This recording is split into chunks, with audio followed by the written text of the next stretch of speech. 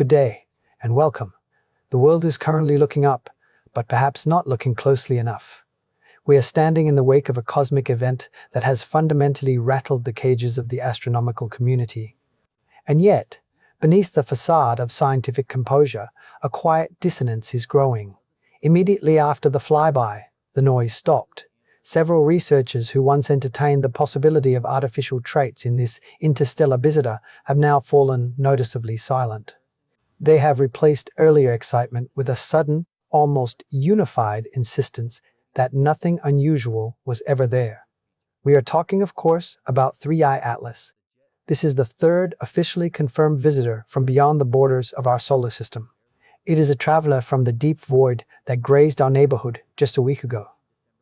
As of tonight, the object is moving away from Earth, having passed its closest approach on December 19th. To the naked eye, it is gone, lost in the glare of the stars. To the standard news cycle, it is already fading, replaced by weather reports and politics.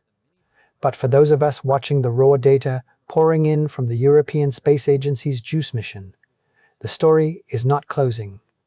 It is unfolding into something far more complex. Mark this date on your calendar, because history might look back on this week as the moment we missed the signal. The telemetry reports filed between December 20th and December 25th tell a story that does not make sense. Let's look closer at the data. What we are seeing is not the behavior of a standard dirty snowball melting in the sun. It is violent, it is structured, and it is baffling. The headline number that should be on every screen is this: 8 million kilograms per second. That is the mass loss rate recorded during the peak of the flyby. To put that into perspective, imagine a large cargo ship fully loaded with steel containers.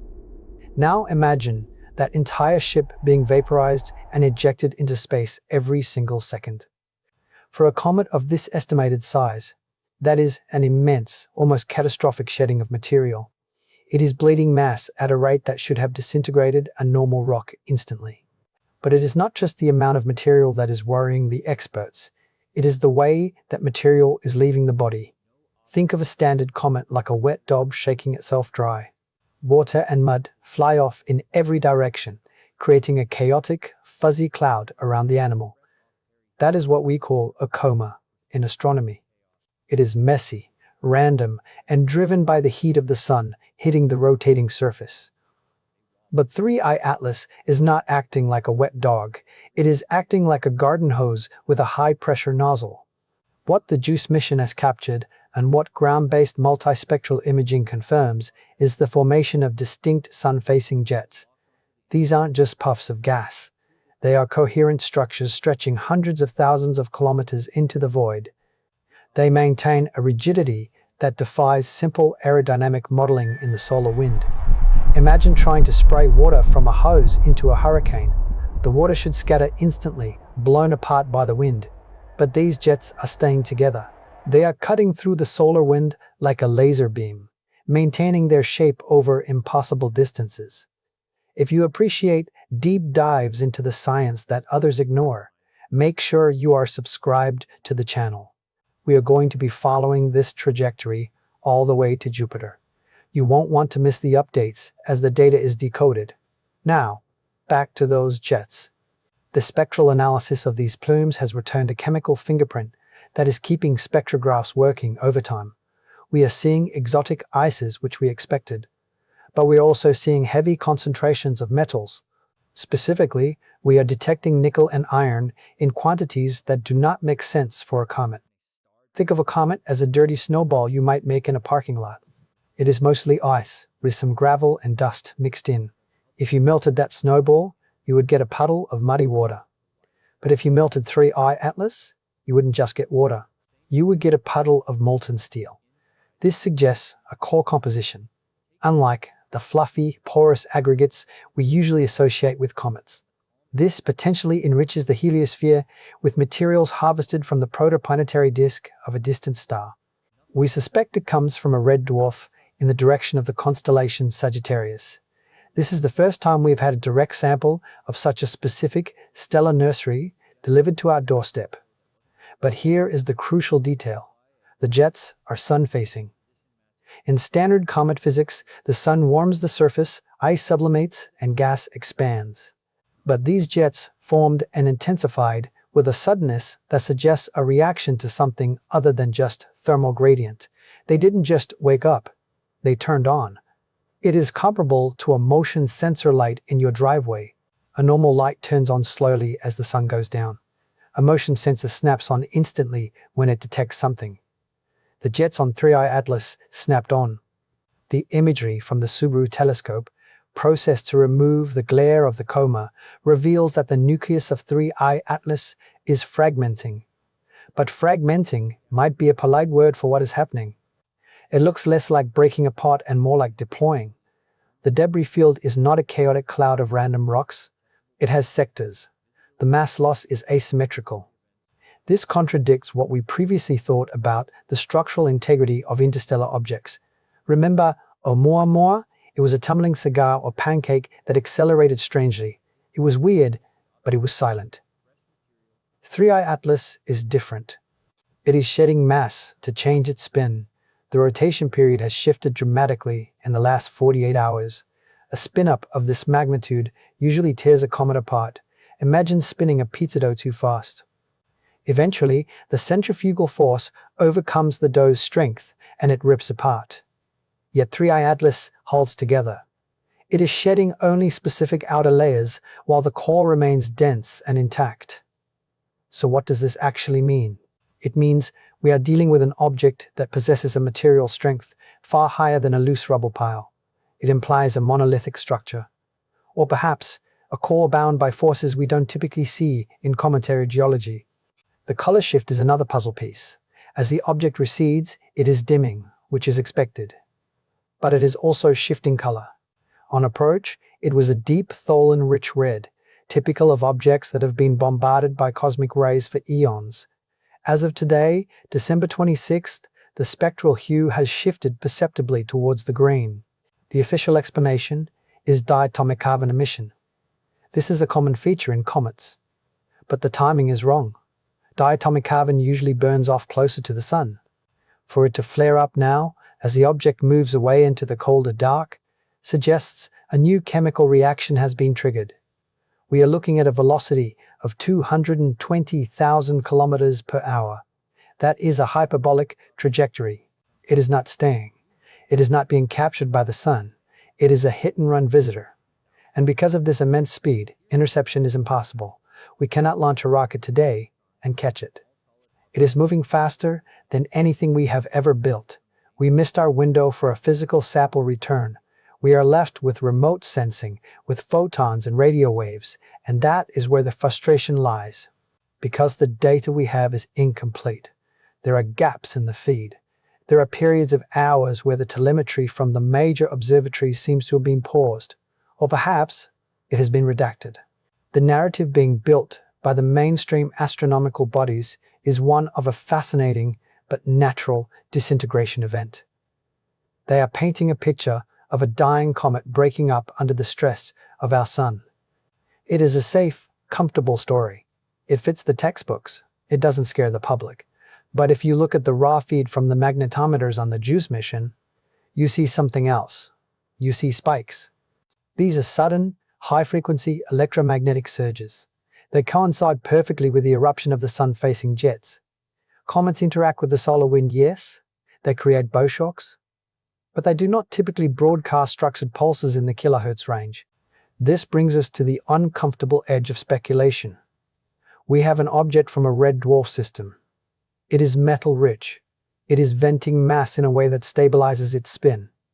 It is emitting EM pulses. And it is doing all of this while the scientific community has fallen silent.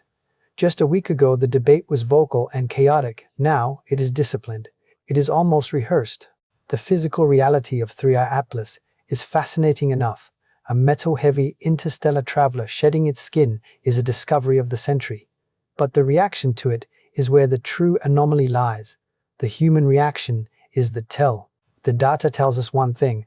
This is unprecedented. The press releases tell us another. Nothing to see here. Just some melting ice. As we move forward in this investigation, we need to keep our eyes on the raw data. Ignore the interpretations. Look at the numbers. The fragmentation of 3I Atlas is not just a geological event, it is a litmus test for our transparency. If this object is natural, it is a 1 in a billion statistical outlier. It is a freak of nature. If it is not, well, that is the question that seems to have terrified the establishment. We have established the physical baseline. We have a high-speed, metal-rich, pulsing object that is shedding mass to stabilize itself. Now, we need to understand the silence. Why are the people who shouted aliens in October whispering ice in December? The flyby was the event. The silence is the story. And that is what we are going to dismantle next. As we established in the previous chapter, the physical behavior of 3I Atlas during its December 19th flyby was nothing short of extraordinary. We saw mass loss rates of 1.8 million kilograms per second. We saw sun-facing jets that defied aerodynamic models. We saw electromagnetic surges that shouldn't exist on a ball of ice.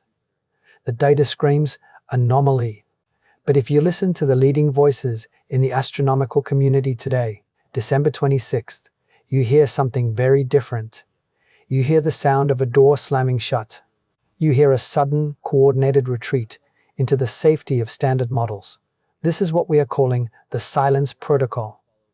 To understand how jarring this shift is, we have to rewind the clock just a few months. Back in October, as 3I Atlas was first being characterized, the scientific atmosphere was electric. Speculation was running wild. Harvard astrophysicist Avi Loeb was at the forefront of the artificial origin debate. He is a man who has never shied away from controversial hypotheses. He was everywhere. He was on podcasts, news segments, and writing academic preprints. He actively promoted the idea that 3I Atlas shared too many kinematic similarities with Oumuamua to be dismissed as a rock. He suggested quite openly that it might be a probe. He theorized that at perihelion, the point of closest approach to the sun, the object might reveal technology. Perhaps it would maneuver. Perhaps it would deploy a solar sail. He was priming the world for a discovery. And he wasn't alone. The Breakthrough Listen project, funded to search for extraterrestrial intelligence, had joined the hunt. They pointed their Green Bank telescope at the object. They anticipated that its close approach might trigger a wake-up signal. The excitement was palpable. The hypothesis was on the table. 3I Atlas could be an artifact. Fast forward to today. The flyby has happened. The object did exactly what Loeb predicted it might do. It exhibited non-gravitational acceleration. It stabilized its spin, and it emitted EM pulses.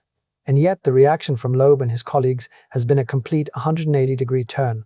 By the morning of December 26th, the tone shifted. The press releases from the Galileo project of Breakthrough Listen suddenly emphasized exclusively natural processes. The artificial hypothesis wasn't just downgraded, it was erased. Loeb, previously the champion of open-minded inquiry into techno-signatures, is now quoting from a different script. He is discussing exotic outgassing of nitrogen ice and tidal fragmentation. So, what does this actually mean?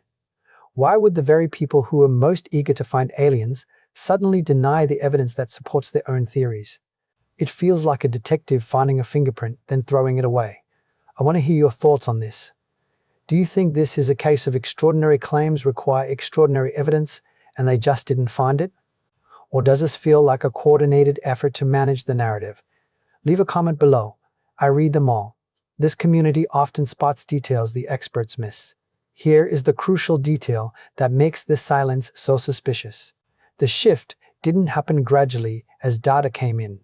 It happened overnight. It occurred immediately following the download of the high-fidelity telemetry from the JUICE mission.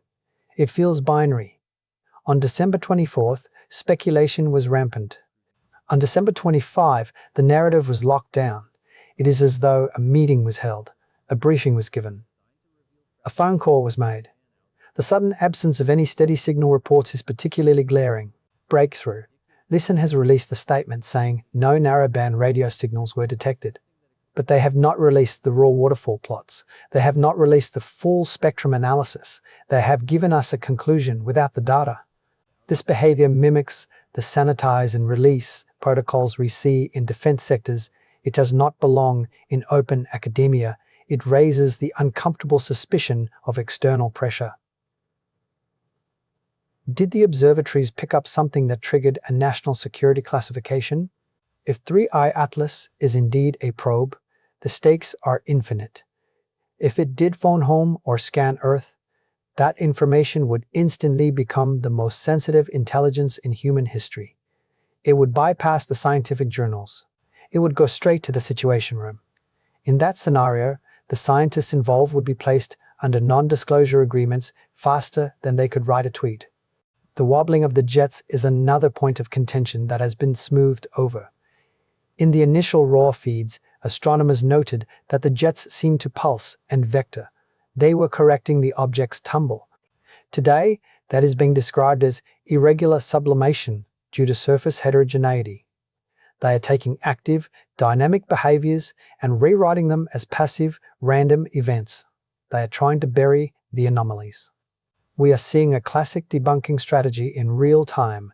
The goal is to make the object boring. They want to make it mundane.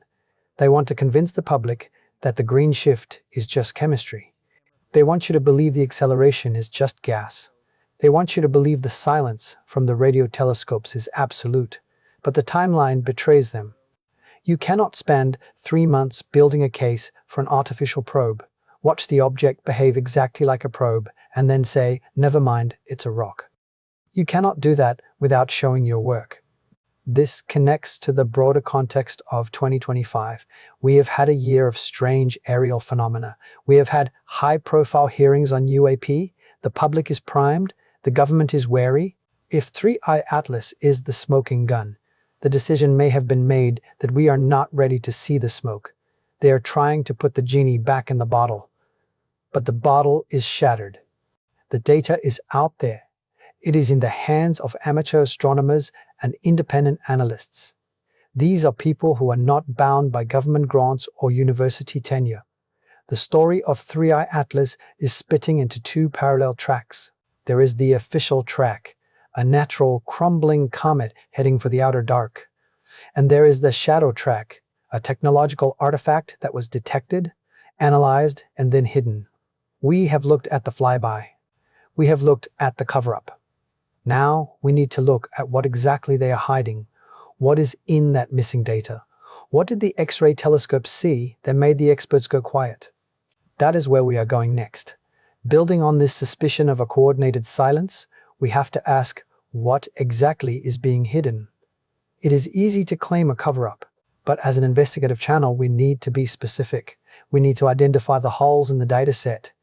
And when we scrutinize the public archives from the last week, the holes are gaping. There is a data gap. There is a specific set of anomalies that have been glossed over, minimized, or entirely omitted from the public releases. These aren't just missing pixels. They are missing physics. Let's look closer at the data regarding the wobbling jets. In the initial reports from the Subaru telescope, before the narrative clampdown, there was distinct mention of precessional modulation in the jet output. In plain English, the jets were steering. Think of a balloon that you let go of without tying the knot. It flies around the room wildly, crashing into walls. That is a comet. Now think of a drone. It uses its propellers to hover, to turn, to stay stable against the wind. The jets on 3I Atlas were observed to oscillate. They change their vector relative to the center of mass in a rhythmic pattern. This looks suspiciously like engine exhaust gimbaling. That is the kind of fine-tuned thrust vectoring used to stabilize a spacecraft. If this were a natural object, the jets would be fixed to the surface geography. If the comet rotates, the jet rotates with it, like a lighthouse beam. But the data suggests the jets on 3I Atlas maintained a lock on a specific vector. They stayed pointed in one direction, independent of the object's tumbling rotation. That is mechanically impossible for a passive vent. It implies an active control system that compensates for the body's spin to maintain a constant thrust direction. This is the wobble that has been erased from the latest papers. They are now averaging the data.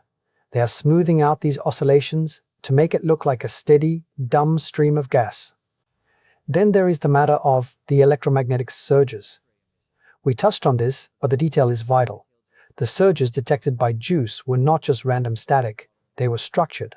They appeared in bursts of 1.42 GHz. This is the hydrogen line.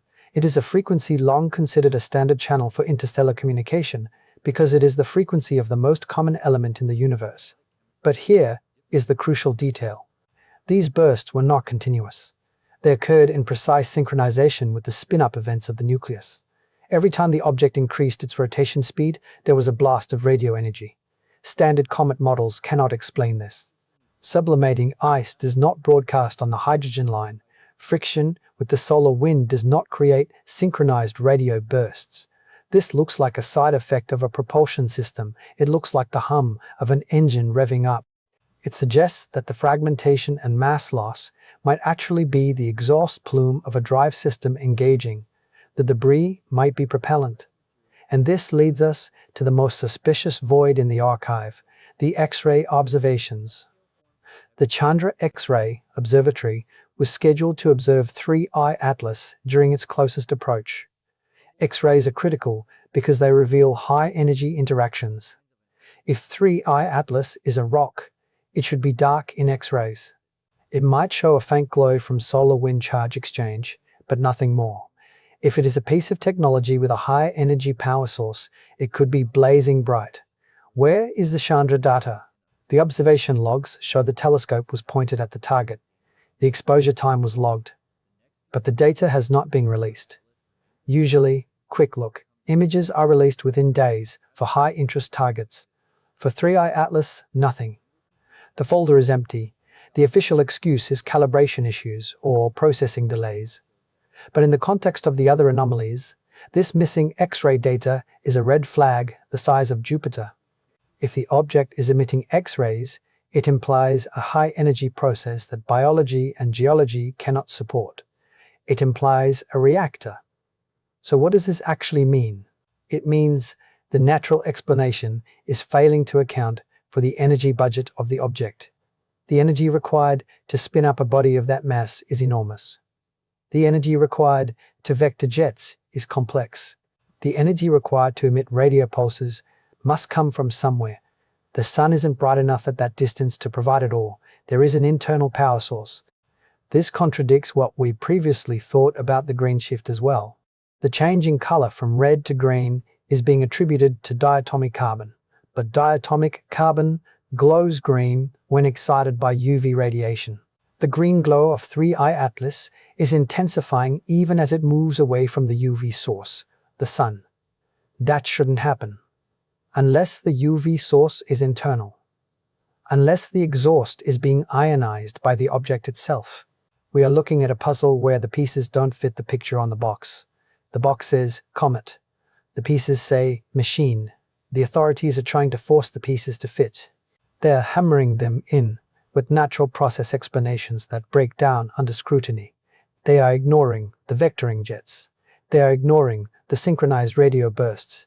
They are hiding the X-ray data. But the story isn't over. The object is moving away, yes, but it is heading towards a gravitational lens that might strip away its disguise once and for all.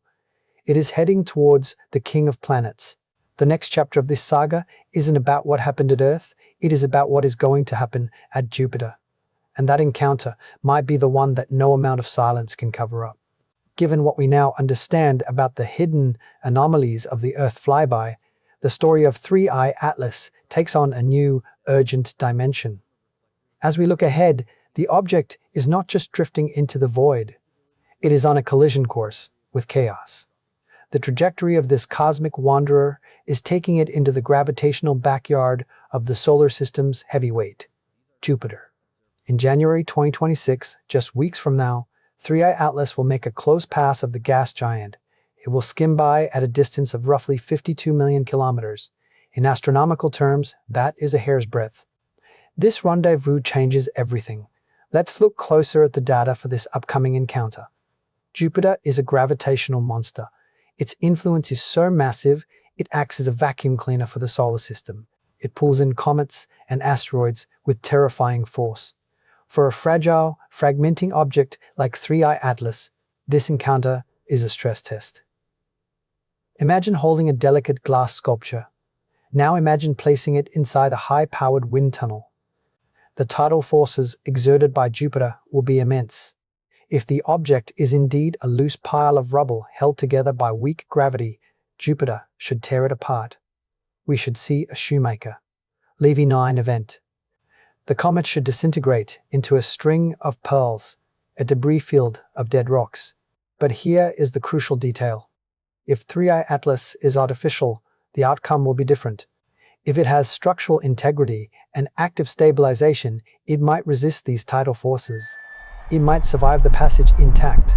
This encounter is the ultimate litmus test. Nature breaks, technology bends, but holds. If we see 3I Atlas maintain its cohesion while passing through Jupiter's gravity, well, the rubble pile theory is dead. However, there is a darker scenario. The fragmentation we observed at Earth might accelerate. If 3I Atlas breaks up further, it could create a massive debris field. At 2,000 kilometers per hour, even a small shard of nickel-iron alloy carries the kinetic energy of a tactical nuclear weapon. A debris stream created at Jupiter could fan out. It could potentially intersect with the orbits of the Jovian moons, Europa, Ganymede, Callisto. These are worlds we are desperate to explore for signs of life. A collision event there would be scientifically tragic, but it would also be revealing. Astronomers are not blind to this. Plans are already in motion for intensified monitoring. The James Webb Space Telescope, JWST, is being retasked. It is our most powerful eye in the sky. The schedule for January shows blocked out observation windows targeting the Jupiter coordinates. They are going to be watching. But what are they looking for? They are searching for hidden structures in the tail. If the jets are indeed exhaust, the interaction with Jupiter's massive magnetic field might make them flare up. Jupiter has the strongest magnetosphere in the solar system. If 3A Atlas is electrically active, passing through this field could trigger a reaction. If it has that internal power source we suspected, it could create a massive auroral display around the object itself. It would light up like a neon sign. We might see arc discharges. We might see magnetic reconnection events. We might see a change in the exhaust color as the plasma environment changes. There is also the possibility of farewell signals. If this is a probe, it might be using Jupiter for a gravity assist. It could be boosting its speed for the long journey to the next star. This might be its final operational phase in our system. It might dump its data buffer. It might transmit a high-gain burst back to its origin point in Sagittarius. The radio silence we're hearing now might be a quiet mode before a final transmission. The Deep Space Network and the Square Kilometer Array are likely being prepped. They are listening for exactly this. So what does this actually mean for us? It means the window for truth is not closed yet. The Earth flyby was the introduction. The Jupiter rendezvous is the climax. The authorities managed to control the narrative when the object was close. They used the speed of the event to their advantage, but the Jupiter encounter is slower. It is more predictable. It is being watched by more eyes. The trajectory is hyperbolic. After Jupiter, 3I Atlas will pick up even more speed. It will sling out of the solar plane and into the interstellar deep. It will never return. This is our last look. The stakes for the January observations are incredibly high. If we miss this, we miss the answer. We are also seeing concern about the media streams mentioned in the initial reports.